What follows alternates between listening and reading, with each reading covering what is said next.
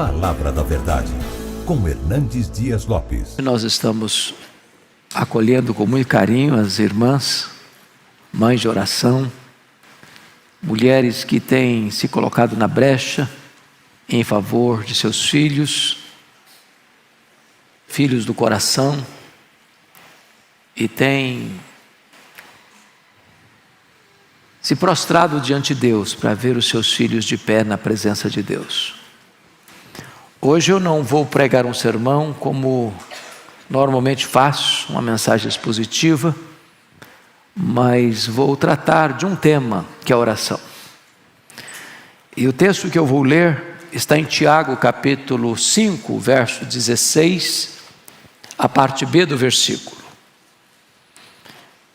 E esse texto é uma referência à necessidade de orarmos uns pelos outros, e depois exemplificado pela vida de oração do profeta Elias.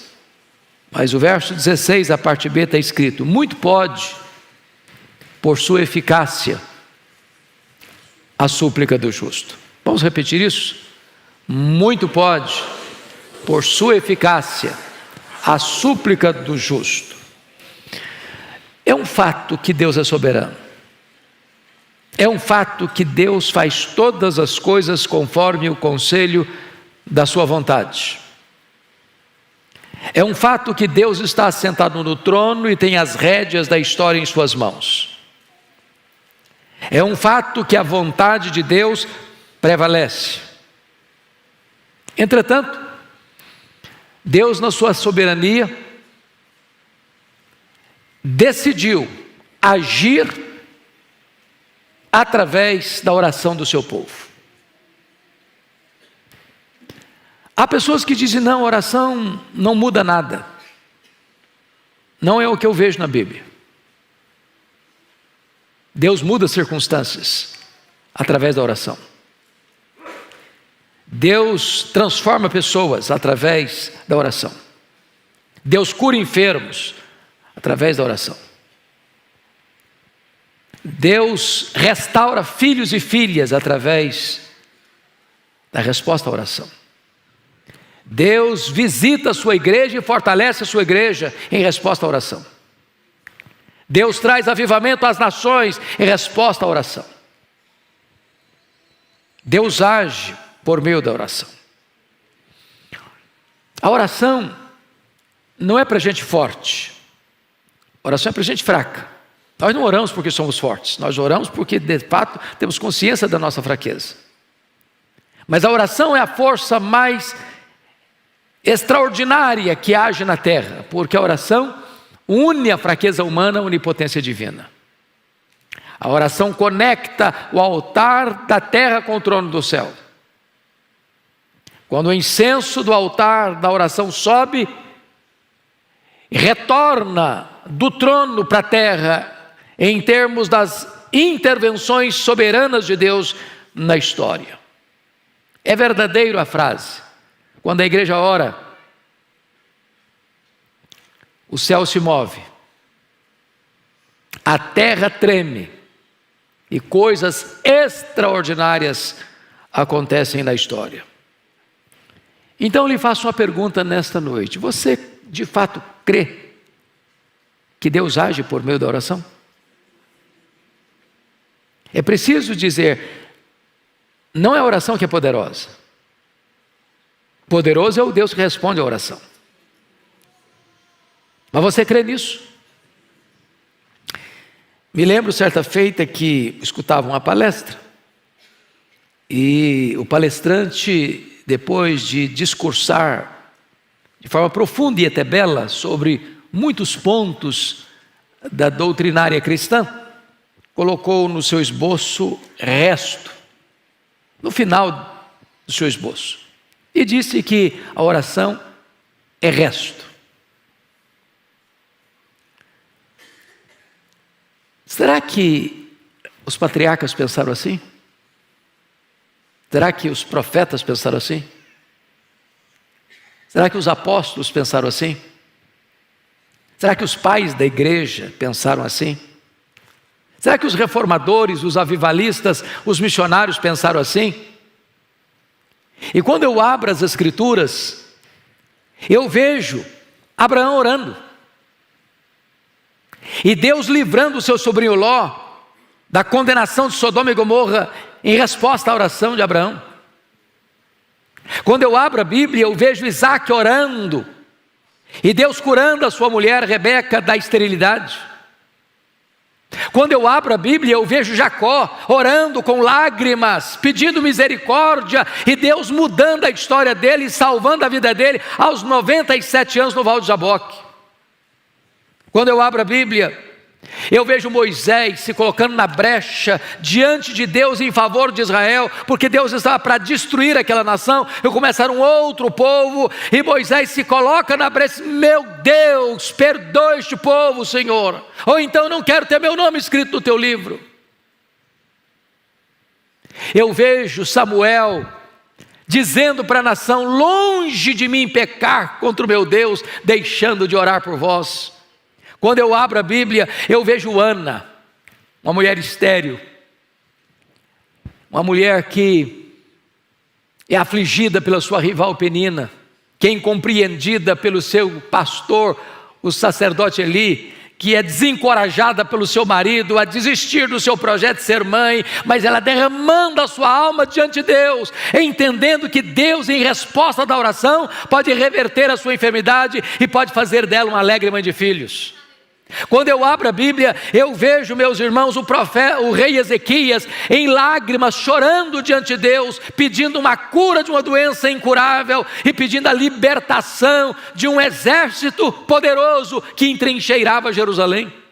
Quando eu abro a Bíblia, eu vejo Elias orando ao Senhor, e em resposta à oração de Elias, os céus se fecham, trazendo juízo sobre Israel. Eu vejo Elias orando e Deus ressuscitando o filho de uma viúva. Eu vejo Elias orando e Deus mandando fogo do céu, provando que só Ele é Deus. Eu vejo Elias orando e as torrentes caindo na terra, restaurando aquela nação.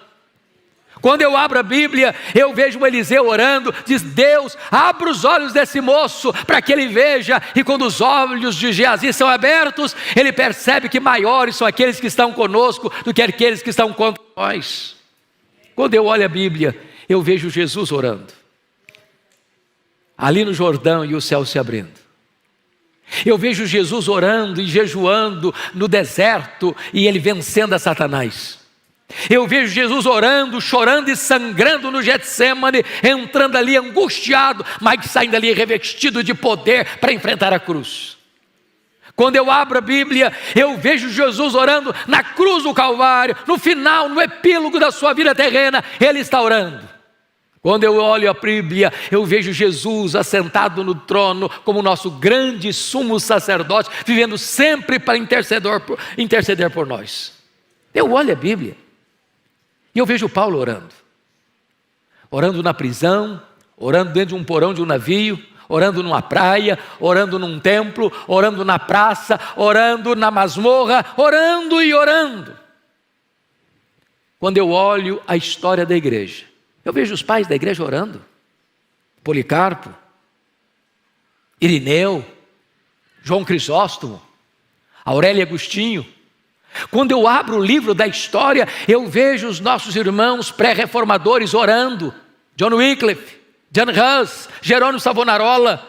Quando eu abro o livro da história, eu vejo os reformadores orando, eu vejo Lutero orando, eu vejo Calvino orando, eu vejo John Knox orando e clamando e chorando diante de Deus: dá-me a Escócia para Jesus, senão eu morro. Quando eu olho para a história, eu vejo, meus amados, os avivalistas orando.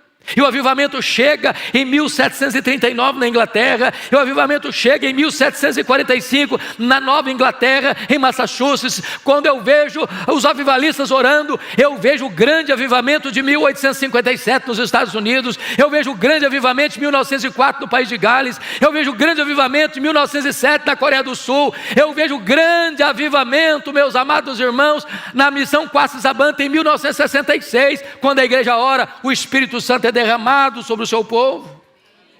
Quando eu abro o livro da história, eu vejo os missionários orando: William Carey, Hudson Taylor, eu vejo David Brainerd, Eu vejo Carlos Studd, eu vejo John Hyde orando, e orando, e orando.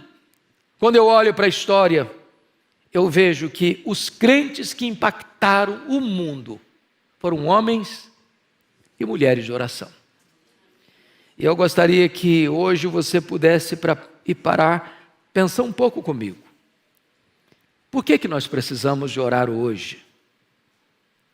Porque este avivamento que nós tanto desejamos na nossa vida, dentro da nossa casa, atingindo os nossos filhos, reverberando para a igreja, impactando a sociedade, transformando a tessitura da nação, vem em resposta da oração. Não foi assim no Pentecostes? Quando o Senhor Jesus Cristo se dirigiu aos seus discípulos dizendo: permanecei na cidade até que do alto sejais revestidos de poder. E eles entenderam que esse permanecer não era um permanecer calados ou acomodados ou omissos ou acovardados, porque diz a Escritura lá em Atos 1,14 que todos retornaram para o cenáculo e todos perseveraram unânimes em oração e fizeram isso durante 10 dias ininterruptamente, quando de repente, num domingo, às 9 horas da manhã, os céus se fenderam, o Espírito Santo foi derramado, um vento impetuoso entrou naquela casa, línguas como de fogo pousando uma sobre cada um deles, e todos ficaram cheios do Espírito Santo e passaram a falar em outras línguas as grandezas de Deus. Eu vejo, meus amados irmãos, que a oração é a base do avivamento. Está escrito lá em 2 Crônicas 7,14: se o meu povo, que se chama pelo meu nome, se humilhar e orar e me buscar e se converter dos seus maus caminhos, então eu ouvirei dos céus, perdoarei os seus pecados e sararei a sua terra. Eu encontro na Escritura lá em Isaías 44,3 que Deus vai derramar água sobre o sedento e derramar torrentes sobre a terra seca. Deus quer um povo que tenha sede dele, que tenha fome dele, que o anseie mais do que as riquezas deste mundo. E então, quando a terra estiver seca e quando o povo estiver sedento, Deus manda água sobre o sedento, Deus manda torrentes sobre a terra seca. Eu fico olhando a história, e vocês muito conhecem a história de Charles Haddon Spurgeon, o príncipe dos pregadores do século XIX, um homem que enfrenta o liberalismo teológico que estava devastando a igreja, que permaneceu firme, fiel, pregando o evangelho com grande graça e poder na cidade de Londres, recebendo milhares e milhares de pessoas todos os domingos para ouvir o evangelho. E alguém um dia perguntou ao Spurgeon qual o segredo do crescimento desta igreja e do impacto que esta igreja tem em Londres, na Inglaterra e no mundo. E ele respondeu: é que esta igreja tem uma usina de poder. E perguntaram: o que significa isso, uma usina de poder? Ele respondeu: esta igreja tem uma reunião de oração toda segunda-feira, onde centenas, onde milhares de pessoas vêm para buscar a face de Deus. E tem mais, debaixo do púlpito, onde estava o púlpito, havia uma sala, e ali tinham os irmãos que, enquanto ele pregava, os irmãos oravam, e quando ele sentia que precisava mais de poder, ele batia o pé no assoalho, e isso soava lá embaixo, e eles fortaleciam ainda mais o clamor aos céus. E desta maneira ele entendia que não há poder na palavra, a não ser que haja um povo comprometido com oração, porque não há púlpito com poder, com bancos vazios de oração. Amados irmãos, eu olho para a história e vejo o que aconteceu nos Estados Unidos em 1857. Acho que vocês bem sabem da história do colapso financeiro que atingiu a América no ano de 1850. Naquela época, os bancos faliram, as estradas de ferro que transportavam seus produtos por país afora entraram em colapso.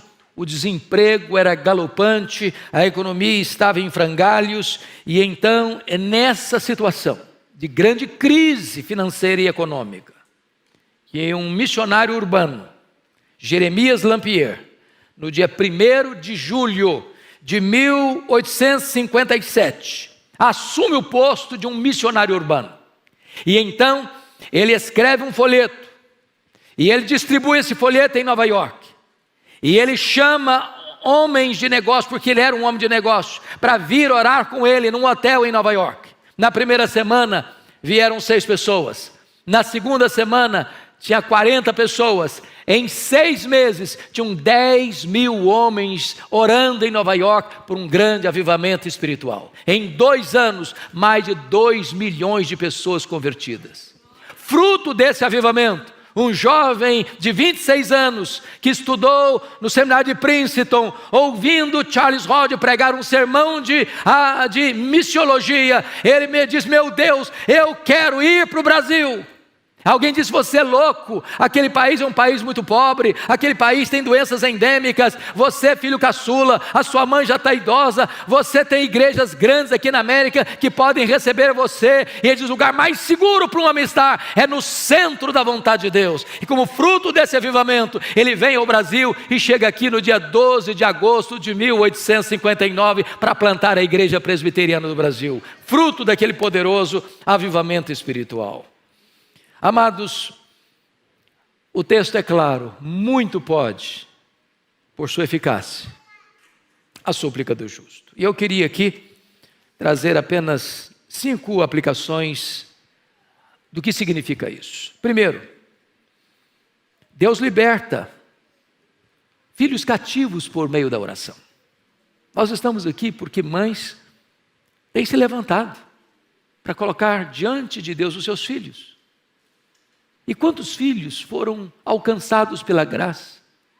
Porque mães estiveram na brecha, sem duvidar, com perseverança, como aquela mãe cananeia, cuja filha estava endemoniada.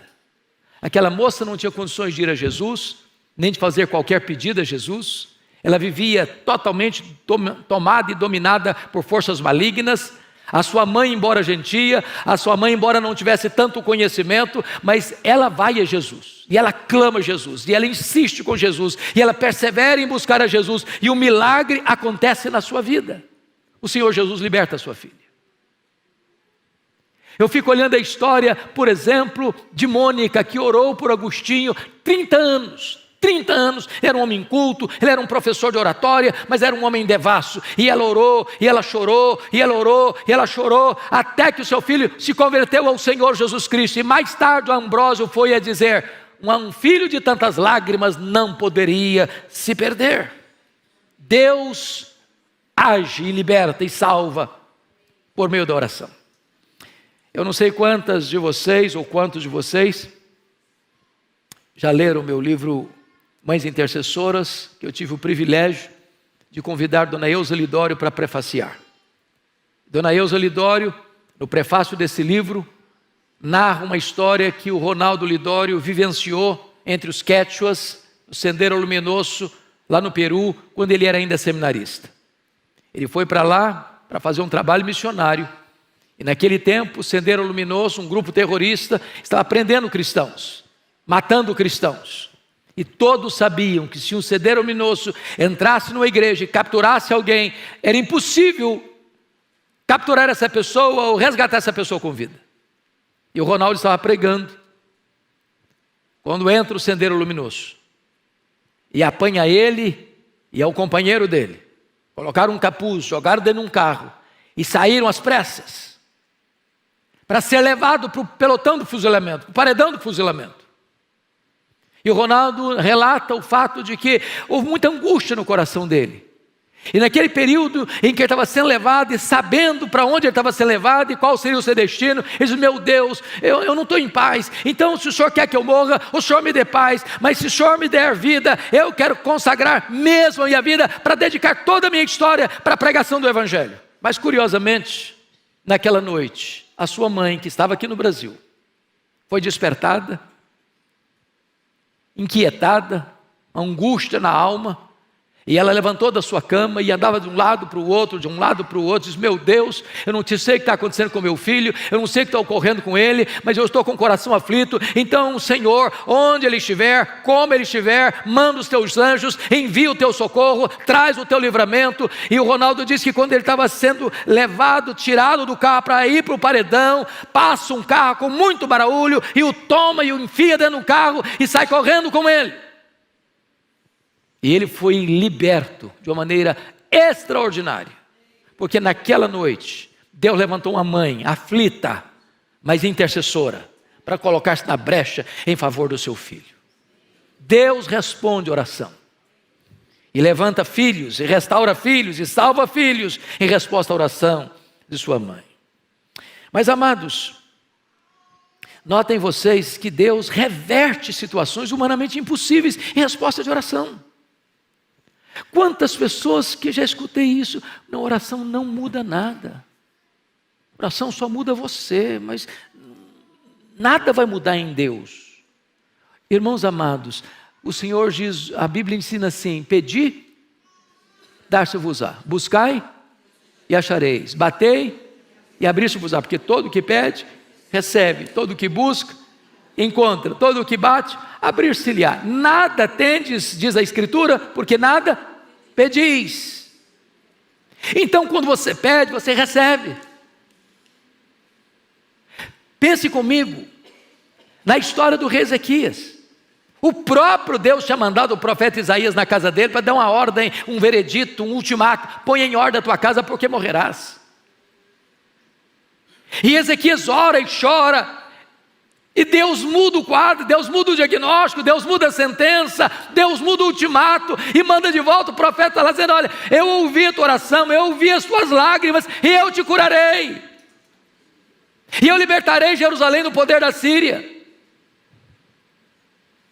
Olha a história comigo de Pedro, lá em Atos 12, ele está preso, guardado numa prisão de segurança máxima, com 3 escoltas de 4 soldados cada uma.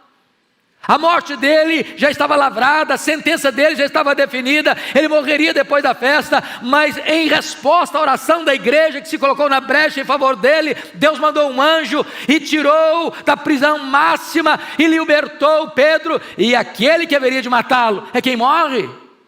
Deus reverte a situação em resposta à oração. Olha comigo a história de Paulo e Silas. Eles estão presos num tronco, no cárcere interior, com os pés amarrados com ferros, com as costas ensanguentadas, numa situação dramática.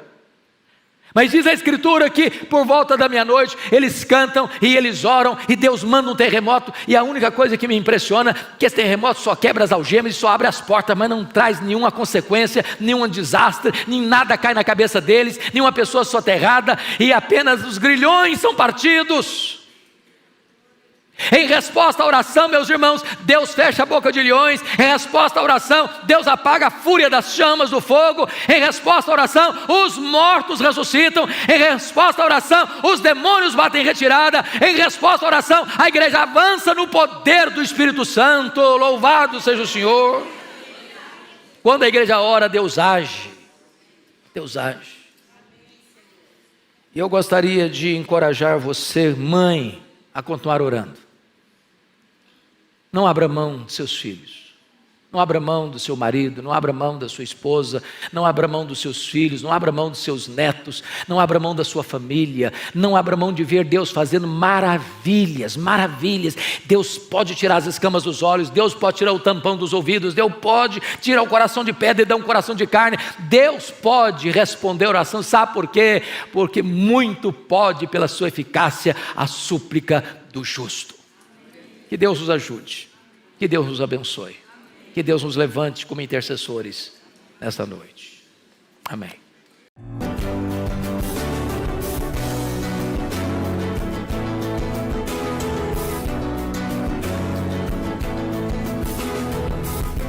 Palavra da Verdade, com Hernandes Dias Lopes.